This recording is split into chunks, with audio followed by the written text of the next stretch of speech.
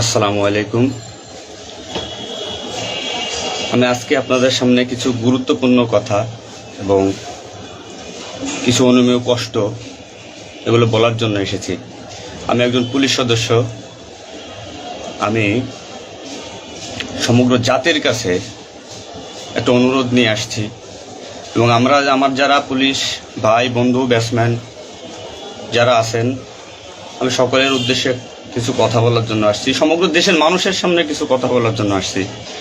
যারা আজকে এই নতুন স্বাধীনতা যারা অর্জন করেছে, যে সমস্ত ছাত্ররা মারা গেছে, সাধারণ মানুষ মারা গেছে, সর্বস্তরের জনগণ যারা মারা গেছে, আমি তাদের প্রতি সমবেদনা এবং দুঃখ প্রকাশ করছি। এবং আমার যারা পুলিশে যারা মারা গেছেন যে সমস্ত ভাইয়েরা, তাদের প্রতি আমার সমবেদনা, তাদের পরিবারের জন্য আমার সমবেদনা। তো আমরা নিম্নপদস্থ কর্মকর্তারা যারা ডিপার্টমেন্টে চাকরি করি, আমাদের আদেশ মানতে হয়, নির্দেশ শুনতে হয়। আজ দেখেন যে সাধারণ শিক্ষার্থীরা মারা গেছে, পুলিশ যারা মারা গেছে তারা সব নিম্নপদস্থ কর্মকর্তারা, যারা আদেশ দিচ্ছেন নির্দেশ দিচ্ছেন, তারা কিন্তু কেউ মারা যায় নাই, বা অন্য কোনো বাহিনীর কোনো সদস্য মারা যায় নাই। সো এখানে একটা প্রশ্ন থেকে যাবে, পুলিশ কেন পুলিশ কেন হয়? Police is so called. Police আজকে দেশের জাতীয় ভিলেন। এই পুলিশ সর্বপ্রথম ৭১-এর মুক্তিযুদ্ধের সময় রাজাকার বাহিনীর বিরুদ্ধে প্রথম কাউন্টার অ্যাটাক রাজারবাগ থেকে দিছিল। আর সে গৌরবময় ইতিহাস উজ্জ্বল পুলিশের আর জাতীয় ভিলেনে পরিণত করছে কিছু স্বার্থান্বেষী মহল। আমাদের পুলিশের কিছু স্বার্থবাদী পুলিশ কর্মকর্তারা যারা বড় বড় চেয়ারে বসে, বড় বড় জায়গায় বসে আমাদেরকে ব্যবহার করে তাদের স্বার্থ উদ্ধার করছে। আজ এতগুলো মানুষ মারা গেছে। আমি একজন পুলিশ, এর বাইরে আমি একজন ছাত্র ছিলাম। পড়ালেখা শেষ করে আমি চাকরিতে ঢুকছি। এটা আমার অপরাধ না। আমার ডিপার্টমেন্টকে কলুষিত করছে, এটা অপরাধ। আমি একজন সন্তানের বাবা। আমার 2 বছর বয়সে একজন সন্তান আছে। তো আমি একজন বাবা হিসেবে আমি মেনে নিতে পারি নাই। আমার ভাইয়েরা মারা গেছে, তা ছোট ছোট ছেলেমেয়েরা বলতেছে আমার বাবা কই, আমার বাবা কই।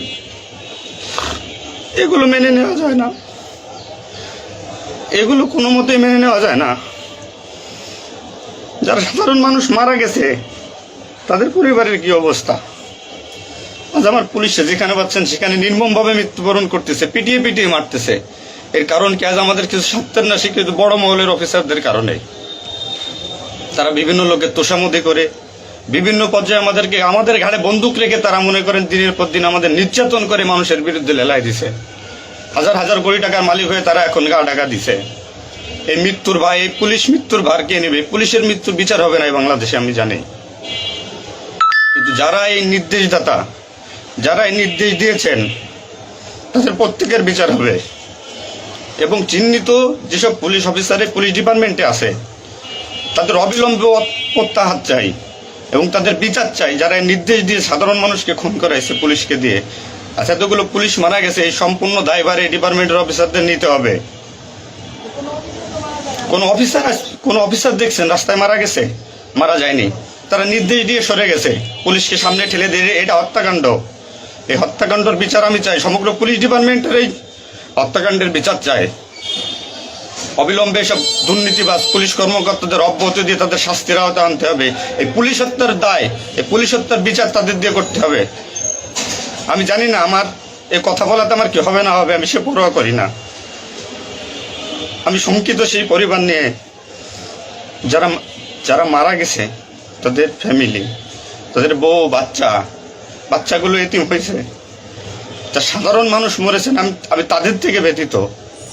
নির্মমভাবে অত্যাচার করছে, এগুলো মেনে নেওয়ার মতো না। আমি সবাইকে অনুরোধ করব, আমার ভাই বন্ধু যারা আছেন, আমি কোনো উস্কানিমূলক কথা বলতে এখানে আসি নাই। আমি এখন সত্যি বাস্তব কথা বলতে আসছি। আমার কষ্টের সঙ্গে বলতে হয়, আমি একজন পুলিশ পরিবারের ছেলে।